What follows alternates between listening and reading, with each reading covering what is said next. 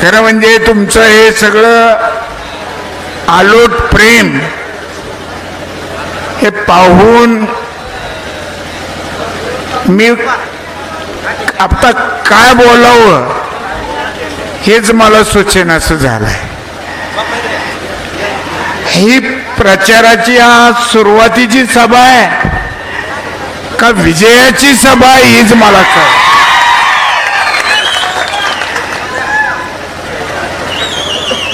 अनेक वर्ष आपण सगळ्यांनी मला साथ दिलेली आहे. आज तिसरी पिढी मला साथ देते. 3 पिढ्याचा प्रतिनिधी म्हणून या तालुक्यामध्ये मी काम केलेलं आहे. इथंच 2 पिढ्या आहेत, एक बारबुले अण्णा, एक विश्वास भाऊ आणि एक कृष्णराज.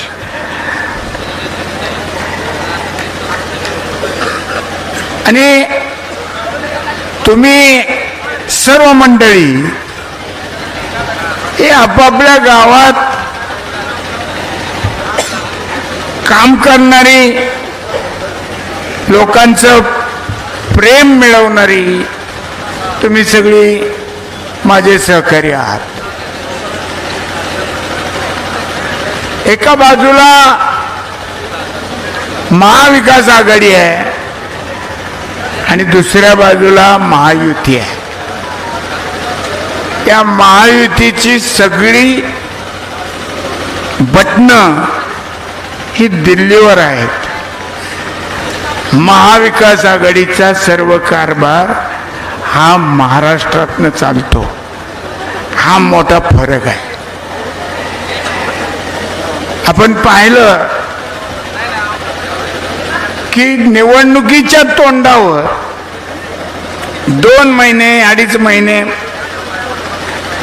जरा बोलणं कमी करा. मागचे लोक कोण बोलतायत ते प्लीज. ओय गप्पा मारणार भारतराव जरा शांत. अनेक घोषणा, अनेक योजना. अरे मग तुम्ही 2.5 वर्ष राज्य करताय. 2 पक्ष फोडून आणलेलं राज्य आहे तुमचं. तर तुम्ही का नाही त्या 2-2.5 वर्षापासून त्या सुरू केल्या? लोकसभेचा दणका बसल्यावरच बहीण लाडकी झाली. आणि ओमराजे किती फसवा आहे इथं हे सुद्धा सांगतो. 1500 रुपये एका बाजूने दिले. योजना चांगली आहे, वाईट नाही, पण तिची तरतूदच फक्त निवडणुकीपुरती होती.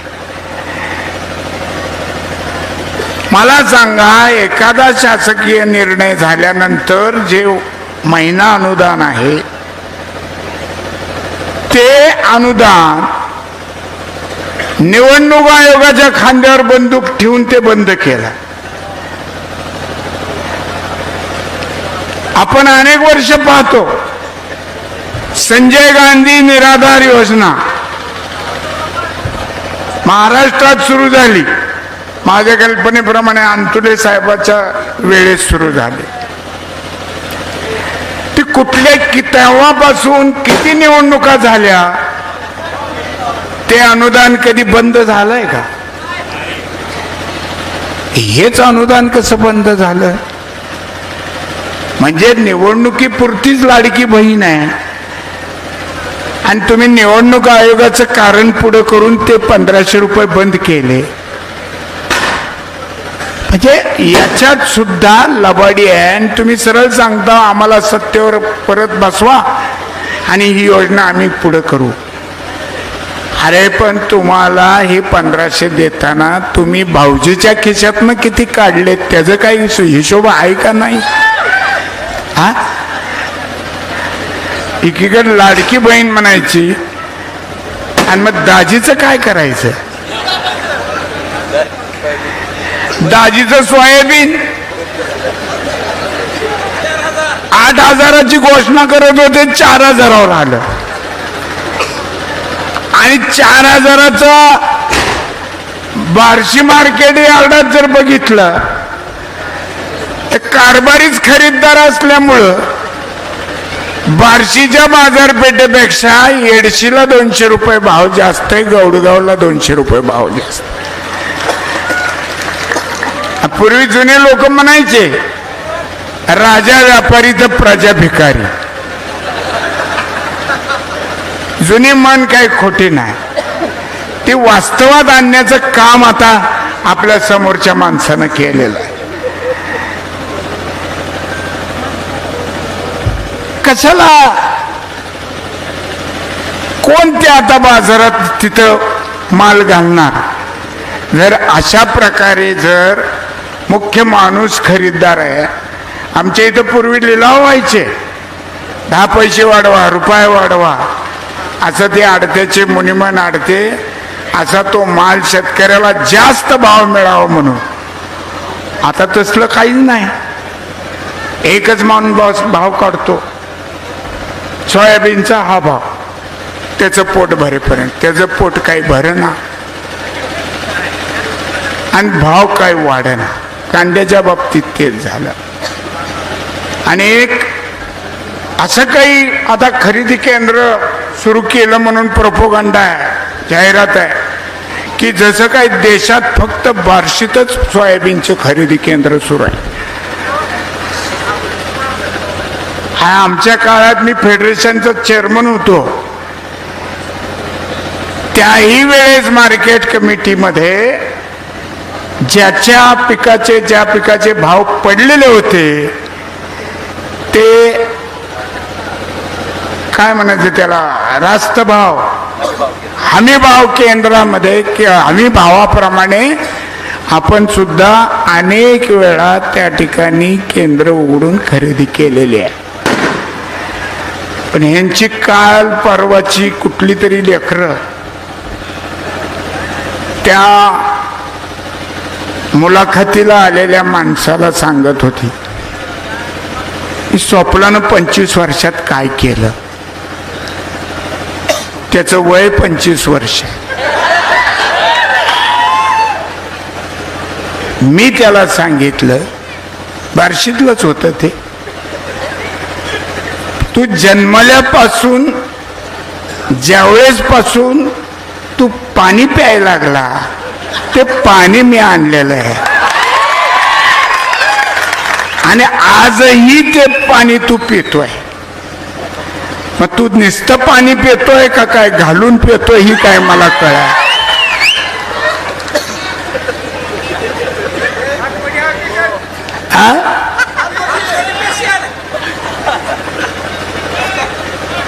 माग ती तर सगळ्यांना माहिती आहे.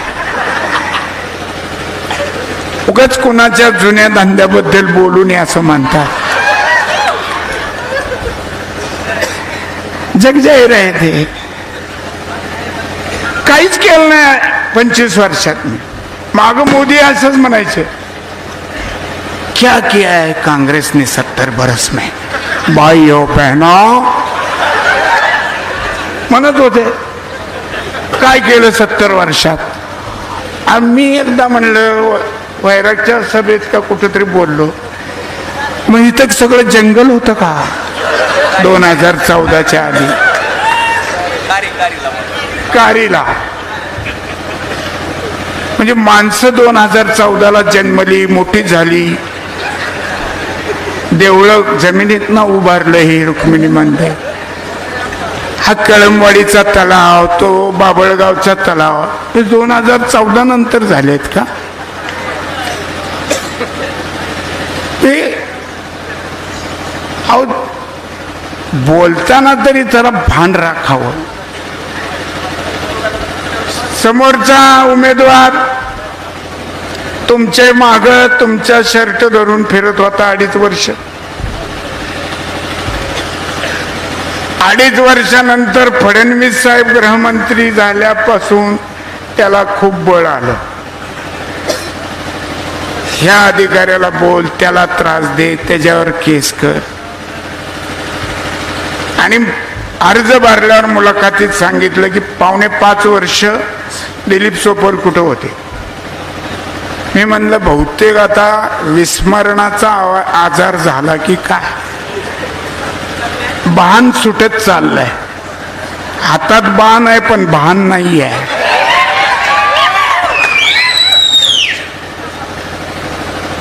आपण तिघजण कोरोना काळातल्या कलेक्टरांच्या ज्या मीटिंग झाल्या त्यात ते आमदार म्हणून होते, ओमराजे खासदार म्हणून होते, आणि मी माझे आमदार म्हणून प्रत्येक मीटिंगला मी हजर होतो.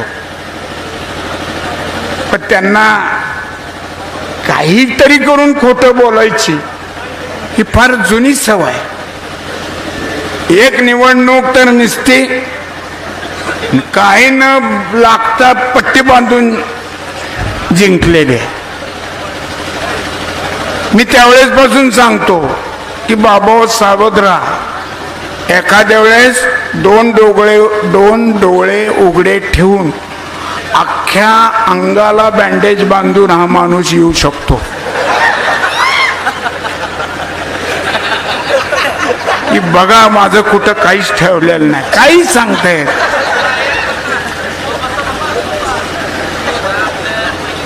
इतकी टोकाची प्रवृत्ती असलेली व्यक्ती आहे. आणि मी केलेले काम 3 पिढ्यांनी बघितलेले. आणि मी तरी कोण बोलतोय रे बाबा, तुम्ही जे नाही म्हणतो तीच बोलतोय.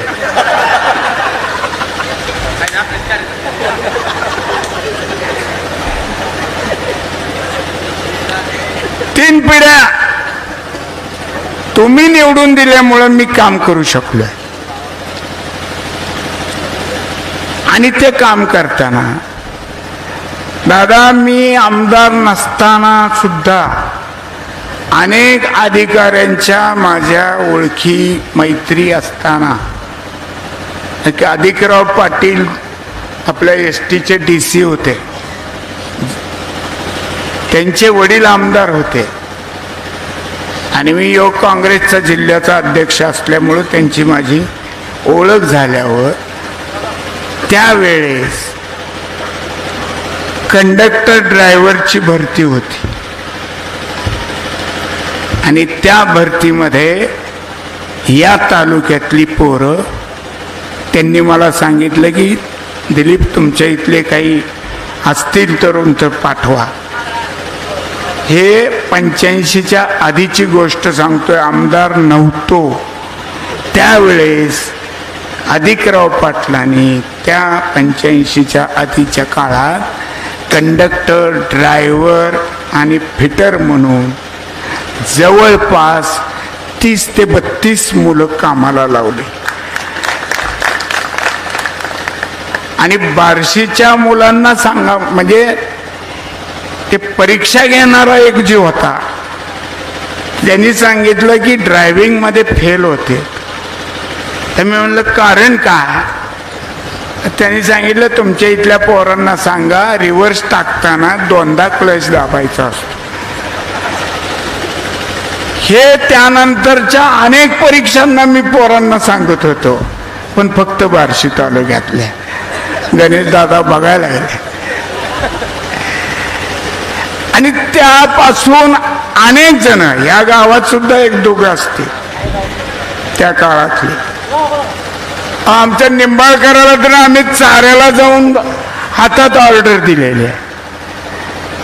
ज्या ज्या ठिकाणी मी काम केलं तिथं त्या खात्याच्या त्या विभागाच्या काय जे असेल त्या योजना बार्शी तालुक्यात आणण्याचं काम केलं. विधी न्यायमंत्री होतो, मनोहर जोशी साहेब होते. त्याही वेळेस सिद्धिविनायक असो, शिर्डी साईबाबा असो, ही देवस्थानं विधी खात्याच्या अखत्यारीत जायची. त्या माध्यमातून अनेक रुग्णांना जास्तीत जास्त मदत आणि अनेक शिक्षण संस्थांना देणग्याचं काम सुद्धा केलेलं आहे. त्याच्यानंतर कोर्ट बार्शी, पूर्वी सोलापूरला जायला लागत, सिनियर डिव्हिजन, सेशन कोर्ट, आज 8-9 कोर्ट झाले. अध्यक्ष इथं आहेत.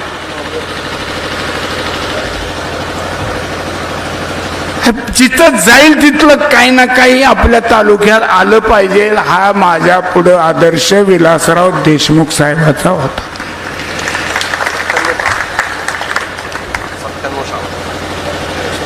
शाळा, कॉलेज, डीएड, त्या आम्ही आणलेल्या डीएड मध्ये संभाजीरावच्या कितीतरी चाऱ्याच्या डीएड मध्ये कितीतरी मोठ्या संख्येनं बिगर पैशाची मुलं डीएड झाली. एक इथं बसला किशोर, असे अनेक जण आहेत. हे मी का सांगतो तर त्यांची प्रचाराची पद्धत मला कळली की स्वप्नानं 25 वर्षात काय केलं. मग त्यांना त्याचं वयच 25 वर्ष सांगणारच असल्यामुळे मला झाली आहेत आज राजकारणात येऊन 40 वर्ष. 85 पासून 24 बघा. आणि त्याच्या आधीच्या 2 निवडणुकामध्ये मी प्रचार प्रमुख होतो. एक 78ची किसनरावाबादची निवडणूक आणि 80ची बारबोले अण्णांची निवडणूक. 85 पासून अनेक माझ्या सहकाऱ्यांच्या मुळे मी या तालुक्यामध्ये आठवणीत राहावी अशी कामं शासनाच्या माध्यमातून केलेली आहेत. मी खूप खूप धन्यवाद देतो की परमेश्वराचे आभार मानतो. धन्यवाद नाही, आभार मानतो की हे सगळं करत असताना कुणाच्या खिशात हात घालू नये ही सुबुद्धी मला परमेश्वराने दिली. मी आमदार झाल्यानंतर मला माझ्या वडिलांनी सांगितलं की आमदार म्हणून काम करायचं असेल तर कैलासवासी गणपतराव देशमुख साहेबाचा आदर्श समोर ठेवून कर.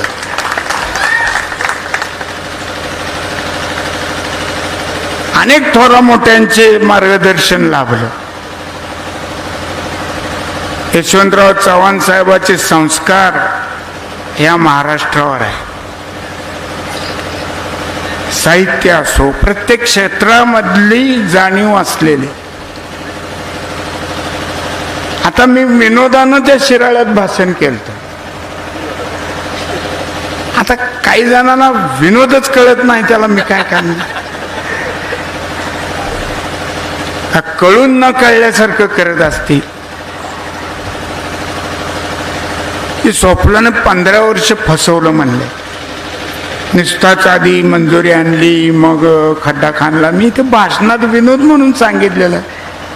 त्यावेळेस आमचे जयंतराव पाटील त्यांच्या अध्यक्षतेखाली कार्यक्रम होता. ते म्हणले आमच्या गावात लोकांना हसवणारा कुणी आतापर्यंत वागताच आला नाही म्हणे. आणि मग मी त्या आमचे आमदार मानसिंगराव नाईकांनी मला बोलवलेलं असल्यामुळे मी त्यांना म्हणलं तुम्ही 5 वर्षात काम फार केलं, त्यामुळे तुमची गरज संपली असं लोकांना वाटलं, त्यामुळे यावेळेस निवडून दिलं नाही.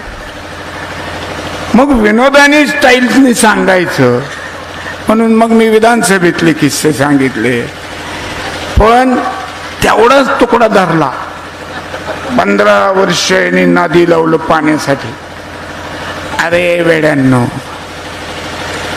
खुळ्यांनो, 88ला अविश्वासाचा ठराव आल्यानंतर ही बार्शी पाणी पुरवठ्याचा पहिला प्रश्न लागला होता. पवारसाहेब मुख्यमंत्री होते आणि दुसऱ्या दिवशी माझा पहिला प्रश्न आहे म्हणल्यावर ते म्हणले सगळ्यात तुझे संबंध आहे म्हणले, सगळ्यांशी चांगले गप्पा हाणतो तू विरोधी पक्षनेत्याशी, तुझ्या प्रश्नापुरतं शांत राहायला सांग. आम्ही जाऊन सगळे, मग आता सगळे ज्येष्ठ होते, गणपतराव होते, NT पाटील साहेब होते, हाशू आडवाणी होते, सगळ्या पक्षाचे म्हणून आलताय, गोरे होत्या. त्या सगळ्यांना म्हणलं ताई माझ्यासाठी 2च मिनिटं फक्त तुम्ही शांतता पाळा, पाण्याचा प्रश्न आहे. आणि त्यांनी ऐकलं. माझा प्रश्न लागला, पुकारला गेला. मी विचारलं, बल्लूभाई देसाई राज्यमंत्री होते नगरविकास खात्याने, आणि त्यांनी सांगितलं की योजना मंजूर 1 महिन्याच्या आत ह्याचा GR निघेल.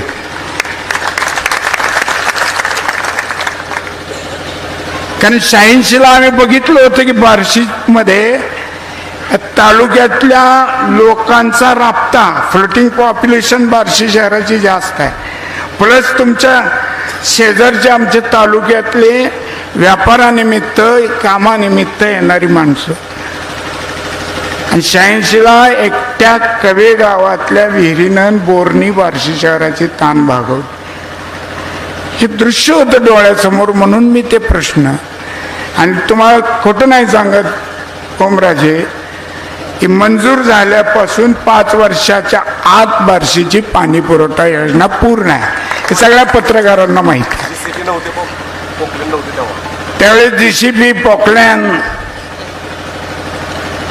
कुणाचे नव्हते, आणि डायरेक्ट तिथनं पाणी आलं. आणि त्या अनुभवामुळं परत 94 साली हा बोगदा आणि त्याचा बार्शी उपसा सिंचन दोन्हीची मान्यता 1 तारखेचा GR आहे. ते आम्ही बार्शीपर्यंत आणलं. यांच्या कार्यकाळात पुढे सुद्धा सरकलं नाही.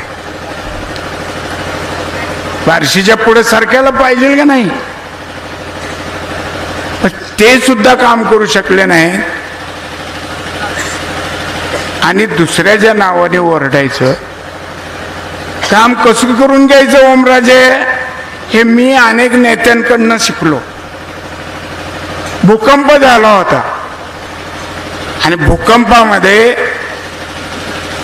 अनेक मृत्यू झाले, नुकसान झालं मराठवाड्यातल्या किल्लारी आणि सगळ्या भागाचं.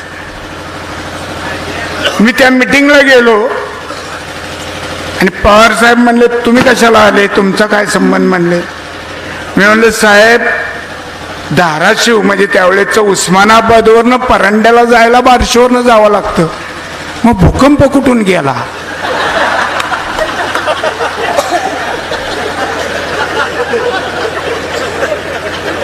उस्मानाबादवरनं परांड्याला जाताना बार्शीवरून जावं लागतं. गणेश दादा, भूकंप कुठून गेला म्हणलं का हवेत जाऊन तिथं लँडिंग झालं का त्याचं विमानासारखं. बरं थांबा म्हणले तुम्ही. सगळ्यांचं झाल्यावर मला म्हणले तुझं काय, भूकंपाच्या निधीतनं 100 वर्ष पूर्ण झालेल्या 2 धरणाची उंची वाढवणं आणि मजबूतीकरण करणं एवढंच माझं काम आहे म्हणलं. मी काय माझं घर पडलं आणि मला बांगला बांधून द्या म्हणायला आलो नाही म्हणलं. आणि त्याच्यात कोरेगाव आणि पाथरी या 2 धरणाचं काम झालं. पुढच्या 100 वर्षाची सोय झाली. तर डाळे पिंपळगावचं धरण माझ्या कल्पनेप्रमाणे म्हणजे 86-87 मध्ये त्याचं मंजूर होऊन भूमिपूजन झालं. मग काही ठिकाणी विरोध झाला, शका पक्षाच्या लोकांनी केला. 10 वर्ष थांबलं होतं, 7-8 वर्ष ते पूर्ण केलं. त्याचा शेवटचा निधी 2004 मध्ये मी मंत्री होतो, त्यावेळेस त्या मंत्रिमंडळात उरलेल्या कामासाठी LICच्या कर्जाला मंजुरी दिली आणि ते काम केलं. आणि नारळ फोडायवर काय ते वाढवायला पाणी पुजायला चुकून 4ला हे निवडून आले आणि पळत सुटले लगे. मीच केलं म्हणले धर. आणि म्हणलं काय आहे, 1 मिनिट राहिला. एकच सांगतो शेवटचं सगळ्याला, की सत्ता ही शस्त्र आहे. आपण 5 वर्ष अनुभव घेतोय. सत्ता ही शस्त्र आहे. शस्त्र जर दरोडेखोराच्या हातात पडलं तर जीव जाण्याचा संभव असतो, आणि शस्त्र जर डॉक्टराच्या हातात पडल्या तर जीव वाचण्याची शक्यता असते. एवढा खोल विचार करा आणि मशालीला विसरू नका. लख पडला प्रकाश दिवट्या मशालिका, गोंधळाला उभा गोंधळी भवानीचा. आपल्या भागातील बातम्यासाठी संपर्क राहुल गुरव 9689322503. चला तर मग आजच संपर्क साधा आपल्या भागातील बातम्यांसाठी. नमस्कार, DR न्यूज मध्ये आपलं सर्वांचं सहर्ष स्वागत. प्रतिनिधी राहुल गुरव. DR न्यूज चॅनलला सबस्क्राईब करा, शेअर करा, लाईक करा, कमेंट करा आणि पहा आपल्या बातम्या. नमस्कार, DR न्यूज मध्ये तालुका व जिल्ह्यामध्ये प्रतिनिधी नेमणे आहे. संपर्क राहुल गुरव 9689322503. चला तर मग गरजूंनी संपर्क साधा.